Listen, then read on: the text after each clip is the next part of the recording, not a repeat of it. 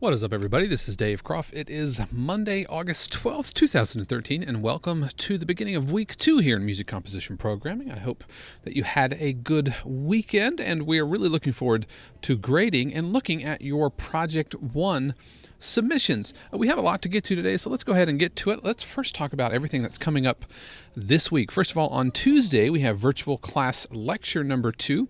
Steve Wheeler will be your host as we go over the Project 2 guidelines and we discuss bass lines and chord inversions. You don't want to miss that. The archive for that will be up no later than Thursday.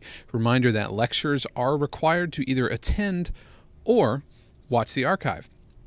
On Wednesday, we have our quiz number 2. Reminder that all the quiz material comes from either the video lessons or the reading assignments for the week. Thursday, we have virtual class lab number 2. That's where Steve is going to give you a Project 2 walkthrough based on a brand new track that he is working on this week, and we'll go through Project 2 and put one together live in class for you to watch. On Friday, we have our first Aurelia assignment. Musician 1 is week 1, and Aurelia 1 is week 2, so that is due on Friday. Lots going on Sunday. We have your Project 2, that is due on Sunday, and your Project 2 discussion, posts, and responses. Remember, 200-word post and a 200-word response. Those are both due on Sunday. And also on Sunday, if you want to improve your grade for Project 1, those redos are due Sunday. All assignments are due at 11:59 Eastern Time. Now, a lot of notes to get through. First of all, if you have any problems, be sure to contact your instructor and support. Remember, we have no extensions without documentations, and so if you have any technical issues with your machine, you must contact FSO support and get a ticket started, even if they tell you to go to the Apple Store. So you need to contact your instructor or contact FSO support first, let them know you're having a problem, and then email your instructor letting your instructor know that there is an issue as well.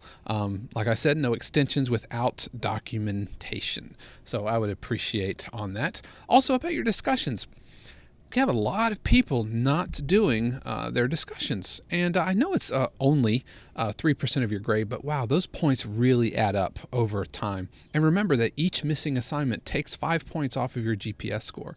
So 200-word post and a 200-word response, they're easy points to grab and shouldn't take you but just a few minutes to knock those out.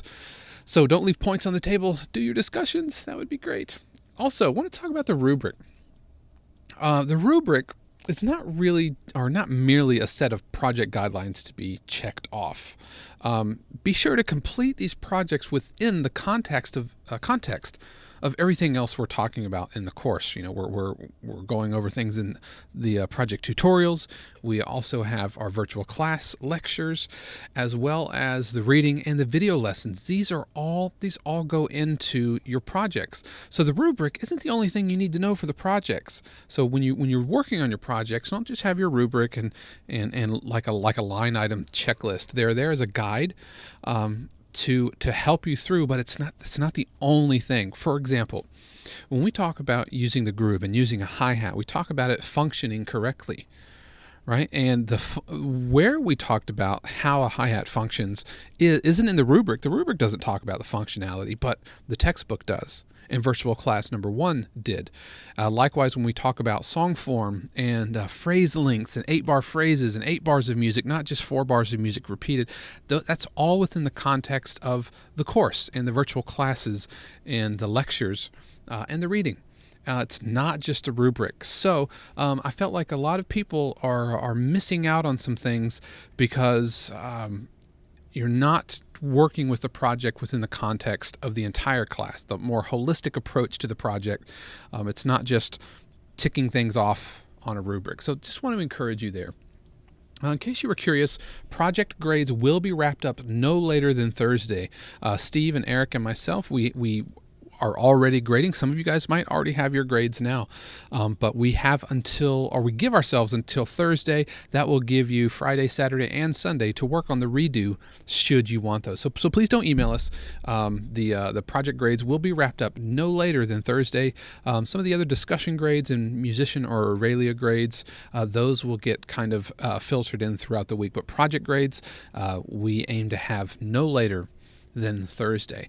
And the last thing I want to talk about is remember that we need to be using only stock Logic plugins and stock Logic sounds. Okay, because what happens is if you have a plugin or a non-standard or a non-stock sound, it throws up errors and then we can't hear it. For example, if you did your groove in a non-stock sound, then you will get a 0 for your groove because we can't hear it. Also, be sure to send your session file with your project. Don't just send your bounce. We don't need just a bounce file. We need the session file. That's why the rubric has the Logic Pro session that we're asking for the session file. Not to mention in the virtual class we talked about it, sending your session file. And there is an activity that hopefully you've seen already that talks about what you need to do to submit your projects for FSO and even SoundCloud. You run the risk of losing points or even getting a 0. If you just submit a bounce file, you will get a 0. And if you do send using non-stock plugins, then you will lose points, and that's kind of a drag. But yeah, there's a lot going on. There's a lot of moving parts to these projects, and if you read carefully and follow the instructions, not just from the rubrics, but everything kind of works together. Everything works together. If you have any questions or any issues, there is our information, myself, Steve, and Eric. Remember, FSO support is available 7 days a week from 8 a.m. till 2 a.m., and there is their phone number as well as email. Remember, if you have any problems, contact support first and then contact your instructor. Also, the MPBS Tech and Music helplines are available from 5 to 9 p.m. 7 days a week as well. We hope to see you tomorrow night at Virtual Class Lecture number 2 with Steve and Basslines. Until next time, peace.